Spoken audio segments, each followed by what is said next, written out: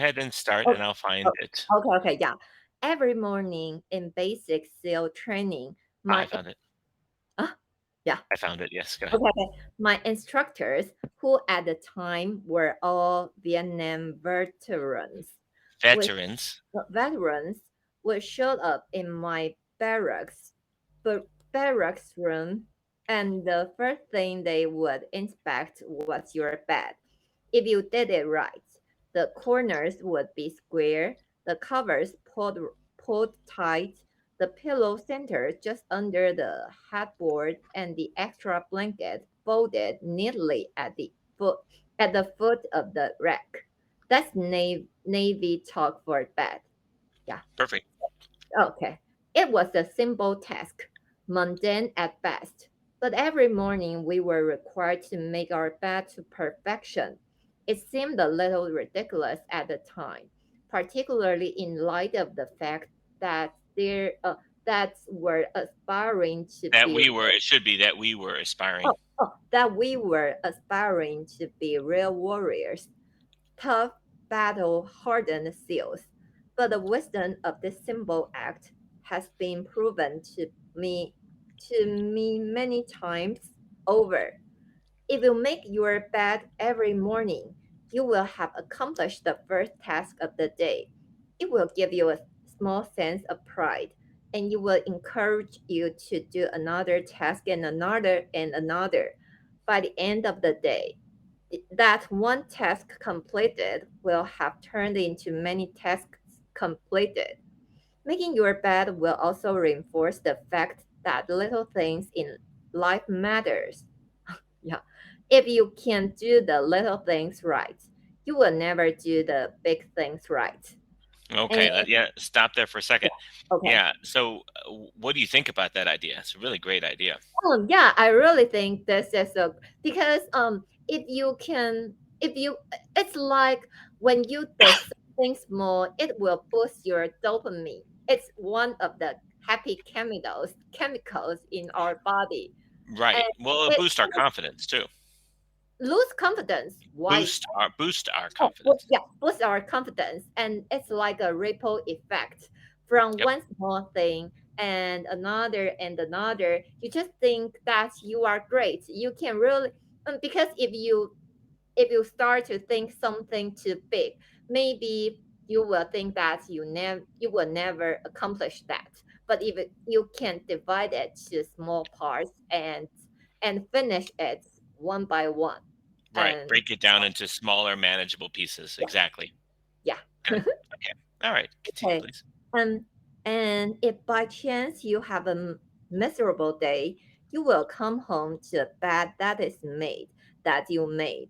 And the made bed gives you encouragement that tomorrow will be better. Nice.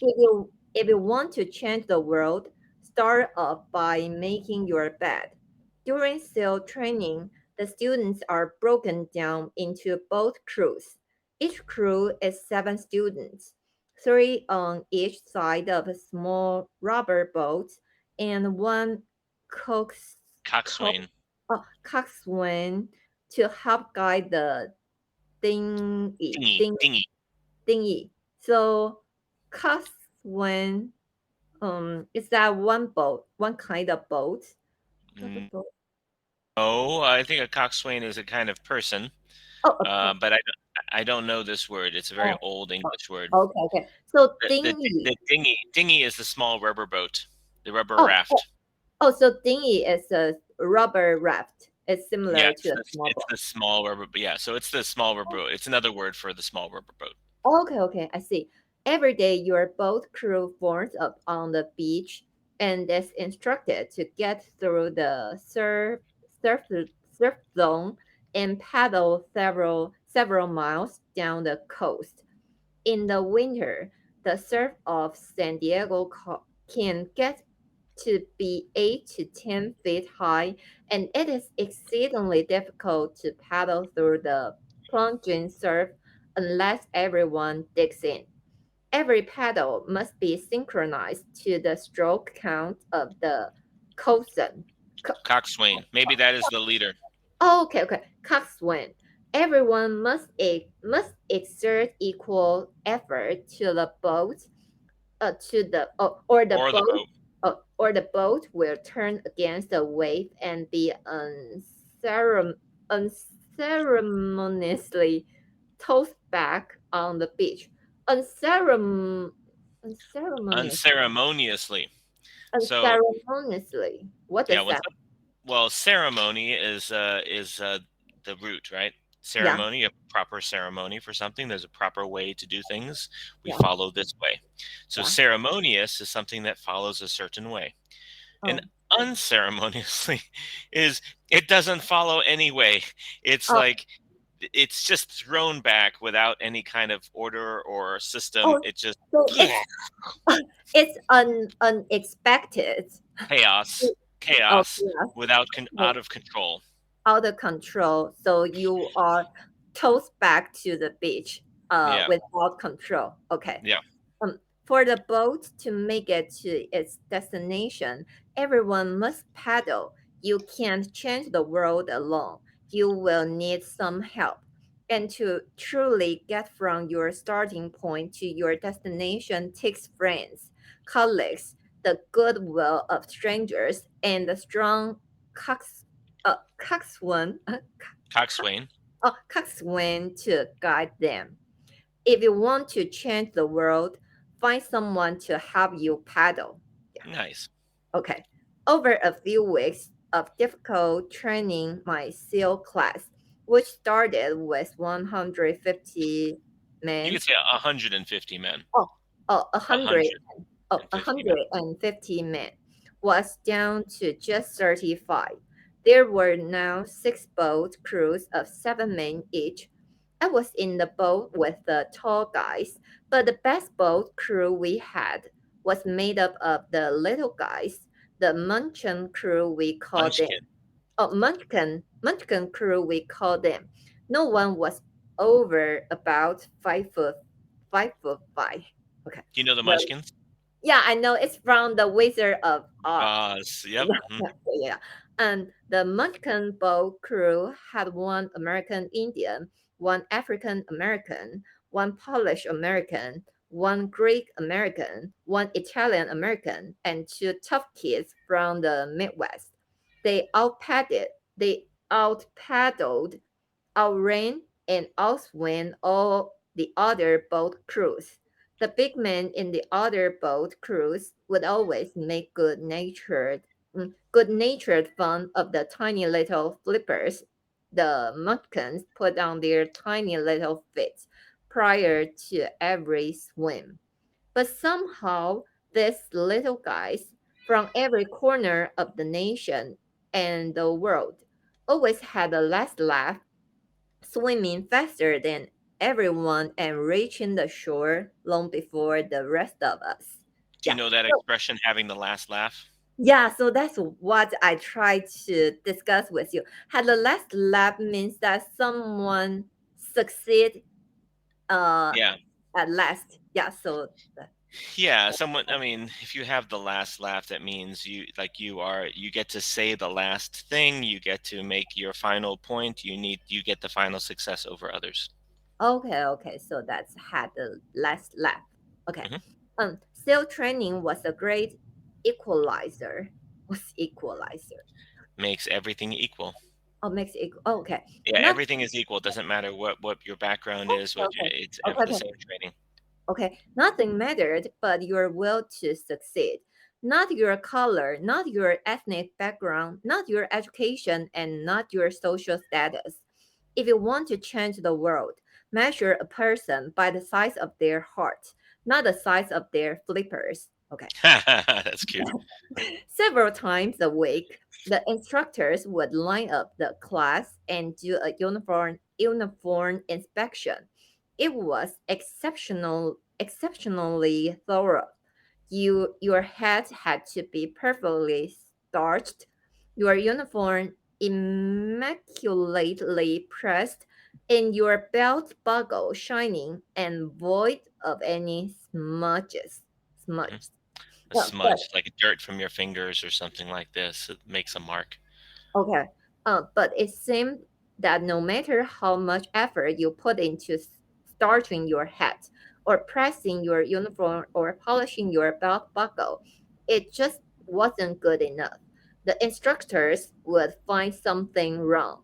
For failing the uniform inspection, the student had to run fully clothed into the surf zone and then wet from head to toe, roll around on the beach until every part of their body was covered with sand. With sand. The effect was known as a sugar cookie. You stayed you stayed in that uniform the rest of the day, cold, wet, and sandy.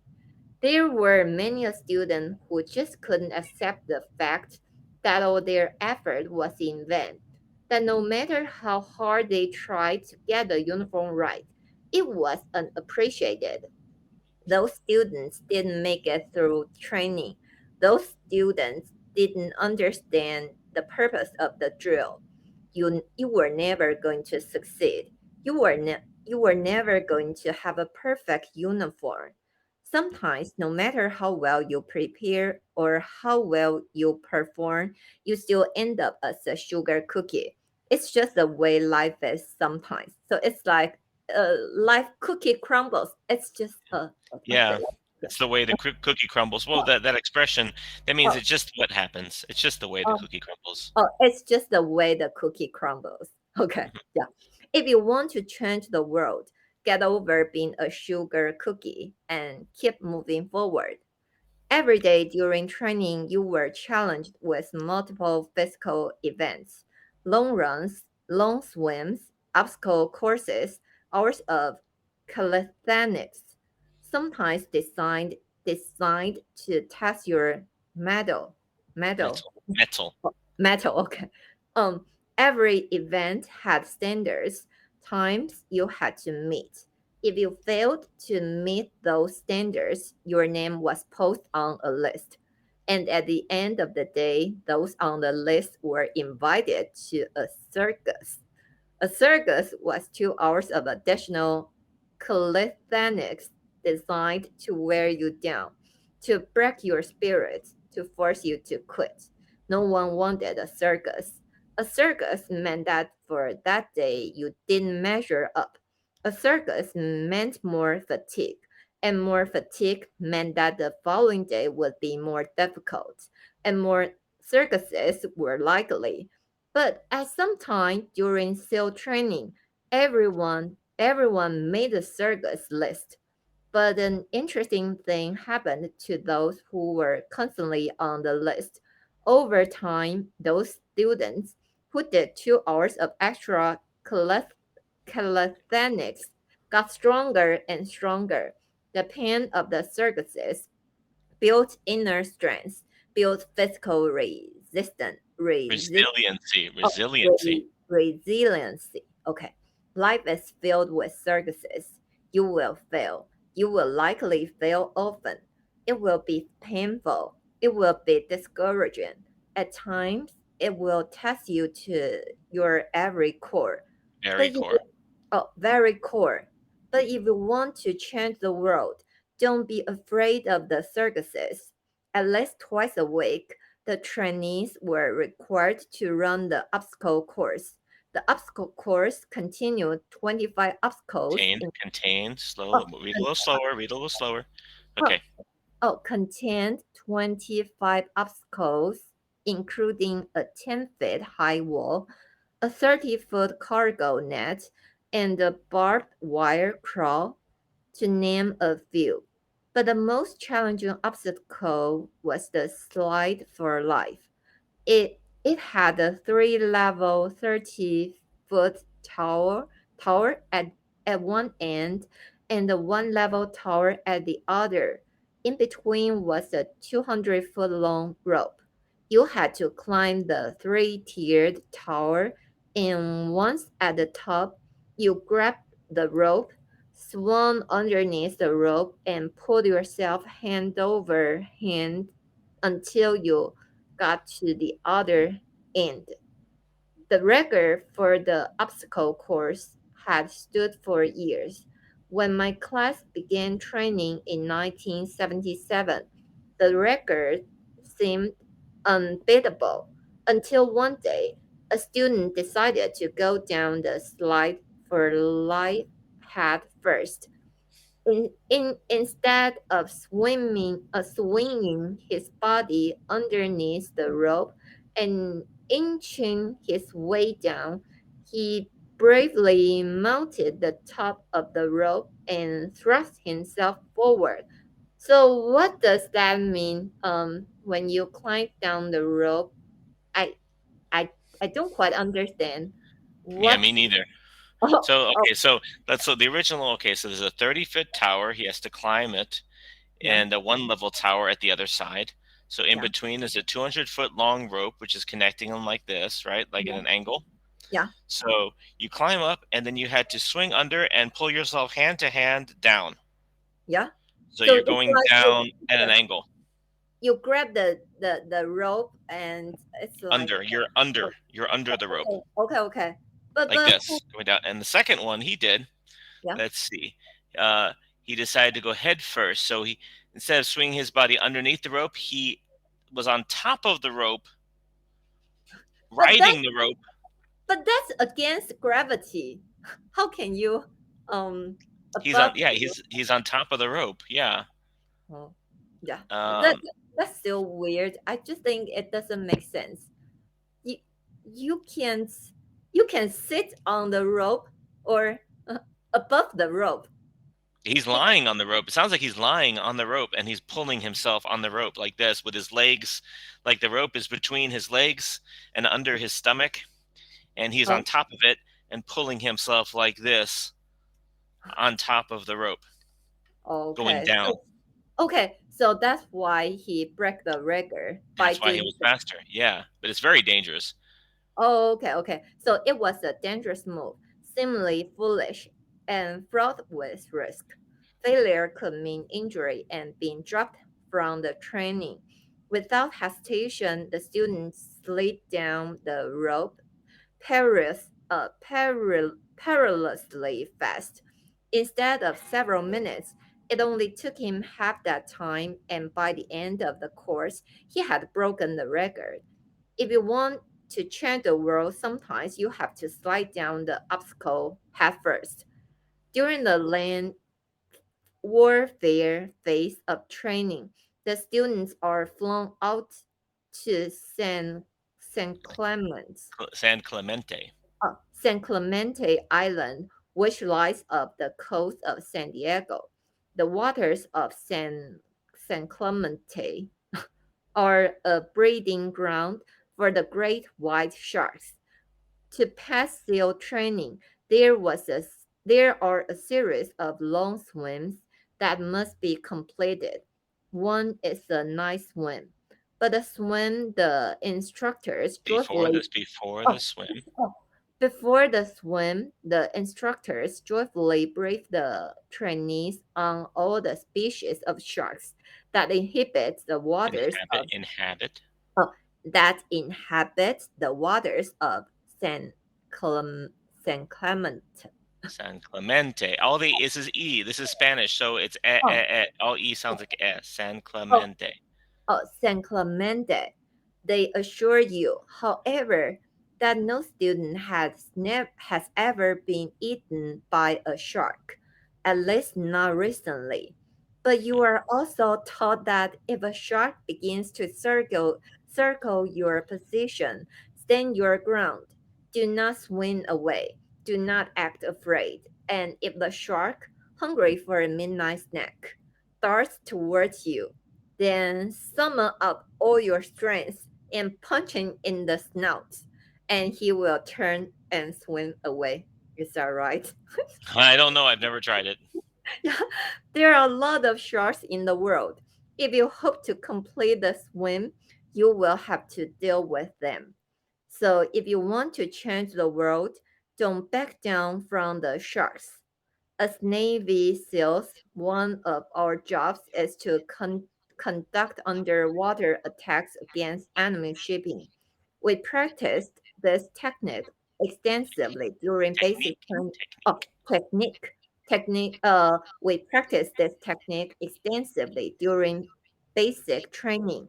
The ship attack mission is where a pair of SEAL uh, Divers. divers, divers is dropped off outside an enemy harbor and then swims well over 2 miles underwater using nothing but a depth gauge and the compass to get to their target. Compass. Compass. A compass to get to their target.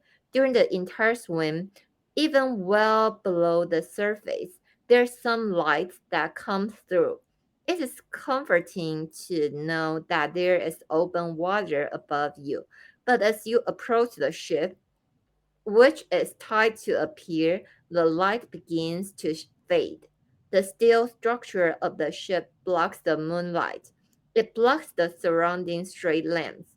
It blocks all ambient light.